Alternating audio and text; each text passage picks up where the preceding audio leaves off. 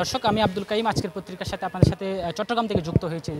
আপনারা নিশ্চয়ই জানেন গতকাল আসলে প্রধানমন্ত্রী শেখ হাসিনা দেশ ত্যাগের পরপরই চট্টগ্রামের বেশ কয়েকটি জায়গায় আসলে সহিংসতার ঘটনা ঘটেছিল এবং আমাদের কাছে যে তথ্যটি আছে সেটি হচ্ছে চট্টগ্রামের কোতোয়ালি থানা, সদরঘাট থানা এবং বিভিন্ন জায়গায় থানাগুলোতে আসলে হামলা হয়েছিল। পরে আমরা সকালে দেখতে পেরেছি সেই সব থানাগুলোতে আসলে সেনাবাহিনীর অবস্থান নিয়েছে এবং তারা শান্তি শৃঙ্খলা রক্ষার্থে কিন্তু কাজ করছে।